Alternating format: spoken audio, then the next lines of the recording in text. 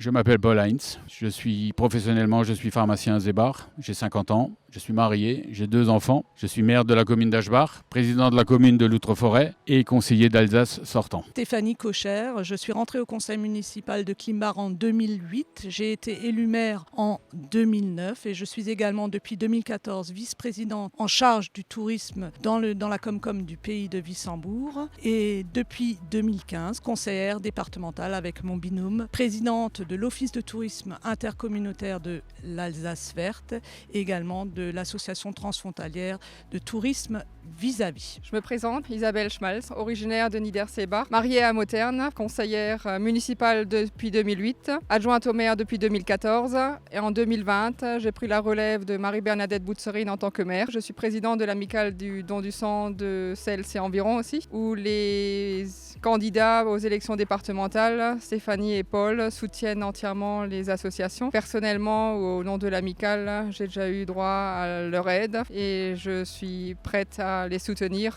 pour leurs prochaines 6 années où ils soutiendront sans aucune faille les associations. Jacques Weigel, je suis né, j'ai grandi à Wissembourg. Je suis très attaché à cette ville où j'ai passé une enfance de rêve. Depuis 1995, je suis maire de Sainte-Barre et j'exerce par ailleurs la fonction de président du Civu forestier qui regroupe 11 communes forestières qui mutualisent ensemble leurs moyens humains pour gérer les 3600 hectares de forêt autour de Wissembourg. Bien naturellement, je soutiens Paul et Stéphanie dans cette candidature pour les élections cantonales. Ils sauront défendre nos emplois, ils sauront défendre les intérêts de nos enfants, de nos jeunes qui veulent s'installer dans la région. Enfant du territoire, j'ai mes racines ici et j'en suis très fière. Je suis très fière d'être conseillère d'Alsace sortante avec mon binôme Paul Heinz. Nous avons, au cours de ce dernier mandat, essayé de défendre au mieux les intérêts de tous les habitants de notre canton, dans notre collectivité, pour le bien-être des habitants et le développement de ce beau territoire auquel je suis très attachée. Avec nos collègues élus du canton de Wissembourg, les maires, les présidents de Comcom, nous avons une volonté forte de développer l'activité économique dans notre canton. Ce développement permettra à nos jeunes diplômés de rester dans nos contrées, qui est un territoire privilégié, un territoire authentique, un territoire qu'on veut surtout préserver. Nous avons une volonté forte de créer de l'emploi. Nous l'avons fait en résorbant un certain nombre de friches. À Drarenbronn, on a développé, avec la communauté de communes de Wissembourg, nous avons aidé à développer le chemin des cimes. À Soultz-sous-Forêt, avec la ville de Soultz, nous allons utiliser les 5000 m² de bureaux qui ont été libérés par l'État au niveau de l'AFPA, c'est un ancien centre de formation. Donc nous voulons y créer 5000 m² de bureaux, encore une fois pour créer des emplois dans le tertiaire. Et enfin, avec la communauté de communes de Loutre-Forêt, nous avons une volonté de créer une zone d'activité à Hatten. Alors cette zone, ce n'est pas du béton. Nous sommes en relation avec le groupe KS qui a fait une zone de ce type-là sur Orléans. Je vous invite à aller sur Internet, voir un petit peu à quoi ça ressemble. Donc c'est une zone tournée vers l'avenir où les espaces verts ont toute leur place. Ils projettent de créer un plan d'eau, un parcours de santé, 2 restaurants, une micro-crèche, des petites structures. Il ne s'agit pas de construire des usines avec des cheminées ou des hangars de logistique. Ce qu'on veut créer, c'est vraiment de l'emploi qualifié, bien rémunéré, pour que nos jeunes diplômés puissent rester parmi nous et profiter de ce territoire qui est exceptionnel. Pour ce qui est de la plateforme de Hatten, il s'agit de 50 hectares, dont une trentaine seront effectivement viabilisés, c'est-à-dire il y aura des routes, mais aussi des bâtiments. 30 hectares, il faut les mettre en relation avec les 40 000 hectares de notre canton. Les agriculteurs ne seront pas lésés, ils seront largement indemnisés. Et nous sommes en relation déjà aujourd'hui avec la SAFER pour essayer de leur trouver des terres de substitution. Et c'est un dossier d'ailleurs qui est porté par la communauté de communes de Loutre-Forêt et pas par les élus du département, qui eux ne seront là qu'en appui par rapport à la création de ce type de zone. Le télétravail s'est largement développé, notamment durant la crise sanitaire. Nous œuvrons à déployer le plus largement sur nos territoires la fibre pour éviter qu'il y ait aujourd'hui des zones blanche. Notre territoire est un territoire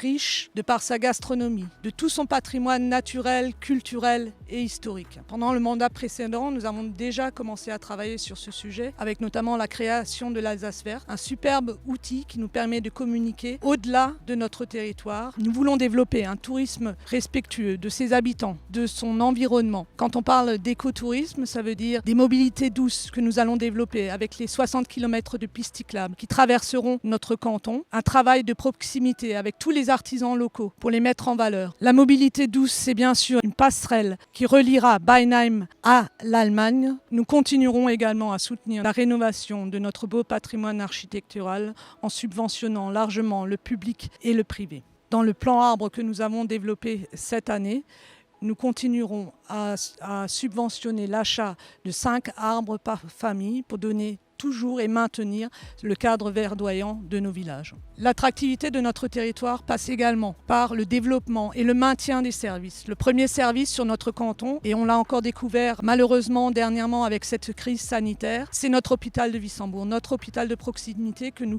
travaillons à maintenir. C'est dans ce sens-là que nous avons mené une première étude avec Pamina pour développer une offre transfrontalière, que chacun d'un côté et de l'autre de la frontière puisse venir se soigner à Wissembourg et accoucher surtout à Wissembourg. La solidarité, c'est une des compétences premières de notre territoire. Nous voulons aider les plus fragiles d'entre nous, les personnes âgées, les handicapés. Et pour les accompagner dignement, nous travaillons dans le sens de les maintenir le plus longtemps possible à domicile. C'est dans ce sens-là que nous subventionnons largement la réhabilitation et la rénovation de leur habitat. Nous portons une attention particulière pour l'accueil et le bien-vivre de nos personnes âgées sur notre canton. Durant ce mandat de 6 ans, nous avons accompagné nos personnes âgées à hauteur de 52 millions d'euros pour améliorer et adapter leur habitat, pour leur permettre de rester chez eux le plus longtemps possible. Nous accompagnons aussi les familles pour ce qui est de la gestion des maisons de retraite. Quand une famille paye en moyenne 1 800 € pour une personne âgée au niveau d'une maison de retraite, il faut savoir que l'ARS met à peu près autant dans la cagnotte pour la partie soins et le département à peu près autant pour financer la dépendance. Durant ce mandat, nous avons injecté 25 millions d'euros pour les maisons de retraite de notre territoire. À côté de ça, nous avons soutenu un projet de résidence senior sur Schleital où nous avons cofinancé à hauteur de 100 000 € la création de 5 logements pour les personnes âgées.